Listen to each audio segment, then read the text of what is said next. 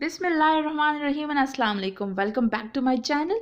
हाँ जी, आज मैं आपको बताना सिखाऊंगी कि आप कैसे जो है ना वो मैक्सिमम घी निकाल सकते हो क्रीम से। ये देखिए, मैंने क्रीम जमा की थी 1 महीने से और एक रात पहले मैंने उसमें 2 टेबलस्पून योगर्ट डाल दिया था और इसको मैंने रख दिया था ओवरनाइट के लिए।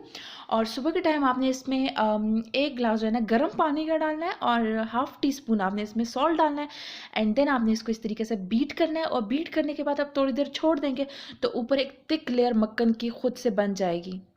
बस आप ज़रा 10 मिनट तक बीट कीजिए एंड देन छोड़ दीजिए। ये देखिए, मैंने इसको छोड़ दिया था एंड देन मैंने हाथ से जो है ना वो सारी मक्खन इकट्ठी कर दी है। कितना ज़्यादा मक्खन निकला है। इस मक्खन को आप ऐसे भी खा सकते हो, साग के साथ खा सकते हो और अगर आप इसे घी निकालना चाहते हो तो वो भी निकाल सकते हो। उसका तरीका भी मैं अभी आपको बता देती हूँ। ये देखिए, सारे का सारा जो मक्खन है ना वो मैंने एक पतीले में डाल दिया है, लो फ्लेम पे रख दिया है और थोड़ी देर के बाद जो है ना इसमें से घी निकलना जो है ना वो खुद ही स्टार्ट हो जाएगा। आपने स्टर करते रहना है ताकि ये नीचे बिल्कुल भी ना लगे। ये देखिए, निकलना स्टार्ट हो गया है हमारा घी इसमें से। बस आपने साथ साथ इसको मिक्स करते रहना है।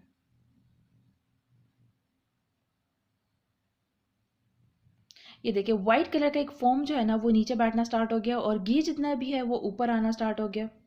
जब आपको पता चल जाए कि घी जो है ना वो मैक्सिमम निकल गया, उसके बाद आपने फ्लेम को ऑफ करना है। अभी इसमें कसर है, वाइट जो एक फोम है वो नीचे है, इसका मतलब है अभी और घी निकलेगा।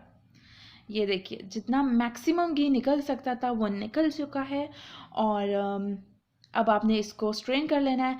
टिप एक देना चाहूँगी कि अगर आप सर्दियों में बना रहे हो तो आप गर्म पानी ऐड कीजिएगा 1 ग्लास, और अगर आप गर्मियों में बना रहे हो तो आप ठंडा पानी ऐड कीजिएगा।